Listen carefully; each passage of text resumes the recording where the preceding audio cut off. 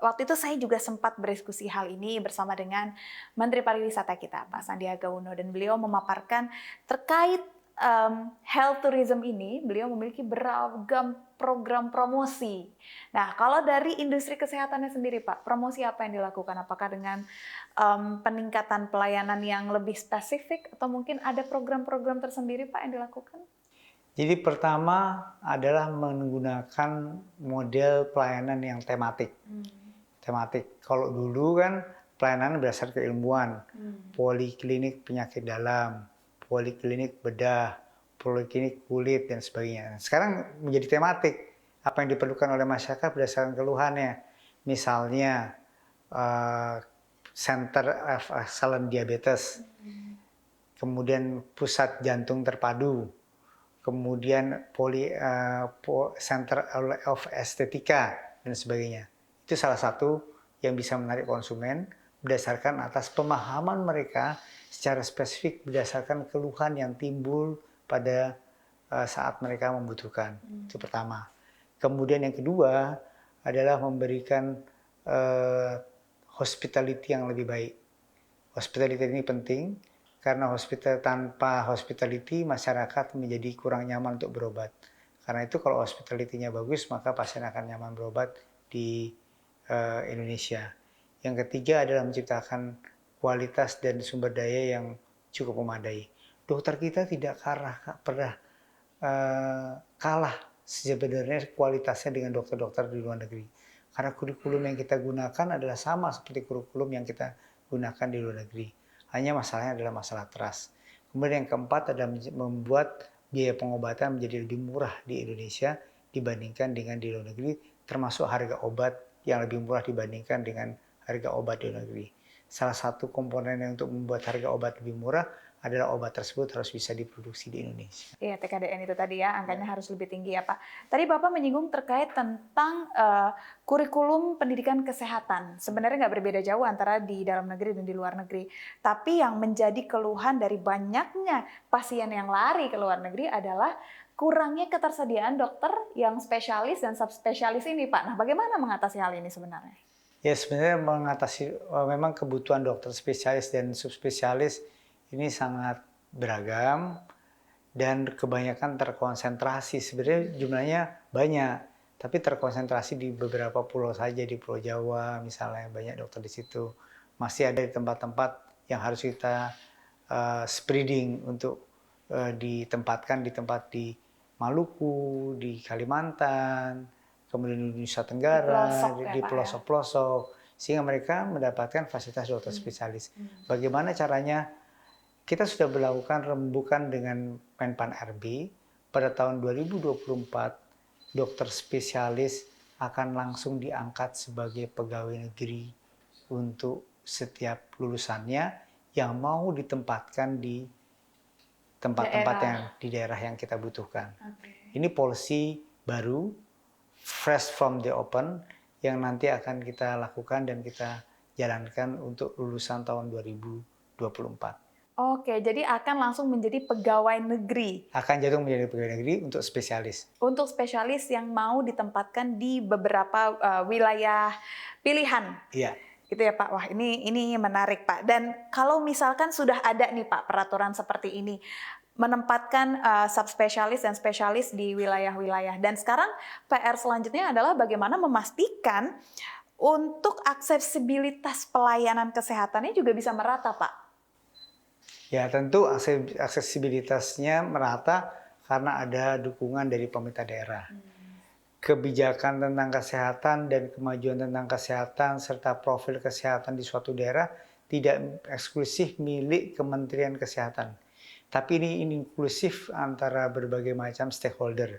Kementerian Kesehatan, Kementerian Pendidikan dan Kebudayaan, kemudian pemerintah daerah dan sebagainya.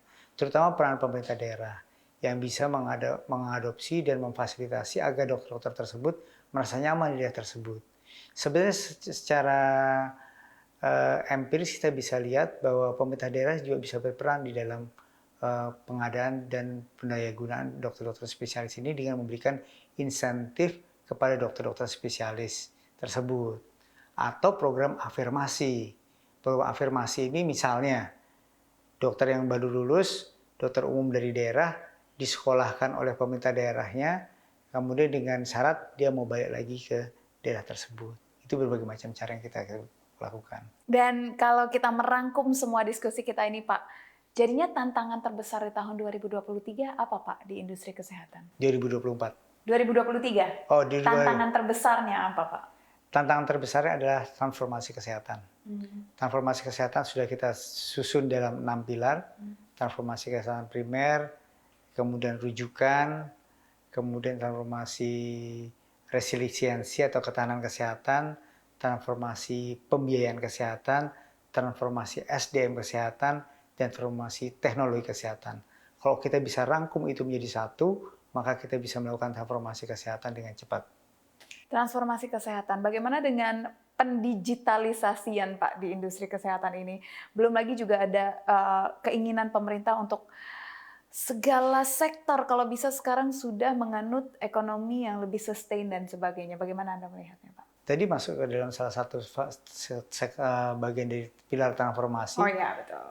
Transformasi teknologi. Transformasi teknologi itu ada dua. Transformasi digital dan genomik. Untuk digital, kita ingin membuat bahwa sistem digitalisasi itu bukan untuk pelaporan saja, tetapi sistem digitalisasi itu digunakan untuk pelayanan, sehingga pasien-pasien dan para pekerja medis itu bisa melakukan pengisian data digital itu untuk langsung melayani masyarakat. Pertama. Yang kedua, kita punya modal platform yang kita dulu kenal sebagai Peduli Lindungi. Peduli Lindungi itu sudah diakses oleh 100 juta orang di Indonesia, 105 juta. Dan ini akan sayang sekali kalau berhenti karena COVID-nya berhenti. Kita akan rubah menjadi platform Satu Sehat.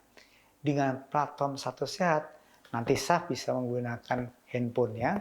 Handphonenya itu digunakan untuk pergi ke dokter, kemudian dokter akan mencetak di dalam handphonenya, kemudian data kesehatan masuk di handphone. Pergi ke apotek, akan tercetak di handphone obat-obat apa yang dibeli di apotek.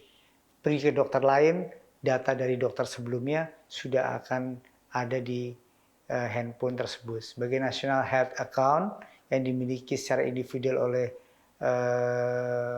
pasien, maka data platform Satu Sehat ini bisa menjangkau keseluruhan yang bisa dilakukan untuk memberikan pelayanan yang lebih maksimal. Oke, Satu Sehat ya. Ini yang mungkin belum banyak orang punya. Berarti Satu Sehat kalau misalkan Peduli Lindungi 100 juta, apakah Satu Sehat juga sudah mencapai 100 juta, Pak? Sampai saat ini sedang kita dibentuk, platformnya masih Berarti masih dalam proses pengembangan ya, Pak ya. Oke. Untuk menyambut 2024, Pak, apa lagi ekspektasi dan proyeksinya untuk bisa terus mengembangkan industri kesehatan di 2024, baik secara general dan juga kami ingin tahu upayanya untuk bisa menahan angka pasien-pasien yang akan kabur ke luar negeri ini, Pak? Inovasi apa yang akan dilakukan? Pertama, sebenarnya yang paling penting adalah melakukan semua aktivitas yang bisa menurunkan angka kematian di Indonesia. Kematian di Indonesia dan menurunkan pembiayaan kesehatan. Pembiayaan kesehatan itu hanya bisa turun kalau kita melakukan deteksi dini. Kalau kita melakukan deteksi dini, maka pengobatan kanker misalnya, itu tidak membutuhkan biaya kemoterapi yang sangat mahal. Pengobatan pasien-pasien diabetes, pasien-pasien hipertensi yang menjadi cuci darah, tidak perlu harus cuci darah dengan biaya yang sangat mahal.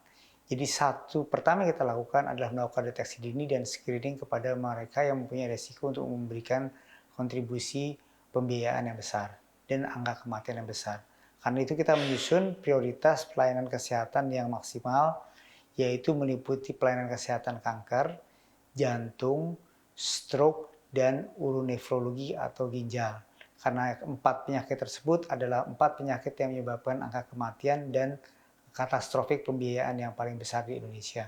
Karena itu kita mau melakukan prioritas terhadap itu di tahun 2023-2024. Dengan cara bagaimana? Dengan cara melakukan sistem pengampuan dari rumah sakit paripurna, utama, madya, dan di eh, dasar. Itu yang pertama. Kemudian yang kedua, evaluasi edukasi kepada masyarakat untuk memberikan layanan primer akan ditingkatkan. Dulu kita menggunakan layanan primer itu adalah layanan primer puskesmas. Sekarang jumlah puskesmas itu hanya 10.000. Tentu tidak cukup untuk 275 juta penduduk di Indonesia. Maka kita harus menggunakan platform yang lebih dekat dengan masyarakat, yaitu Posyandu. Kita akan melakukan efektivitas dan transformasi sehingga Posyandu tidak hanya digunakan untuk menimbang bayi, tetapi untuk mengukur misalnya Mendeteksi dini bisa, deteksi dini, kemudian pemeriksaan gula darah, pemberian tablet besi kepada anak-anak wanita dan sebagainya. Jadi kita akan menggunakan platform kesehatan di tingkat primer. Untuk bidang resistensi kesehatan kita akan melakukan percepatan untuk pembuatan bahan baku obat yang lebih maksimal lagi, vaksin yang lebih banyak lagi. Untuk pembiayaan kesehatan kita akan melakukan pembiayaan yang lebih efektif dengan melakukan program screening di tingkat 14 program screening di tingkat pembiayaan sehingga biayanya lebih murah daripada kita mengobati sudah dalam stadium lanjut. Sehingga di bidang SDM kesehatan kita akan melakukan efisiensi menambah jumlah tenaga dokter yang masih kurang saat ini dan melakukan distribusi dokter yang lebih baik. Di bidang teknologi kita akan melakukan platform Satu Sehat dan melakukan penggunaan teknologi genomik untuk Indonesia di masa yang akan datang. Oke, dan untuk menutup Pak diskusi kita, ini masyarakat saat ini belakangan sih Pak, belakangan ini diramaikan dengan beragam isu yang ramai kembali Pak. COVID yang meningkat lagi di Singapura, pneumonia di China, ini bagaimana menanggapinya Pak terkait hal ini? Yang paling penting adalah kita punya ketahanan di bidang kesehatan yang mandiri. Ketahanan mencakup ketahanan secara sistem dan ketahanan secara teknologi. Secara sistem kita sudah melakukan berbagai macam hal dari pengalaman kita menangani COVID, seperti kita punya laboratorium yang bisa melakukan deteksi dini di beberapa wilayah di Indonesia. Ada 52 alat sequencing DNA yang bisa melakukan deteksi varian COVID yang ada di seluruh Indonesia.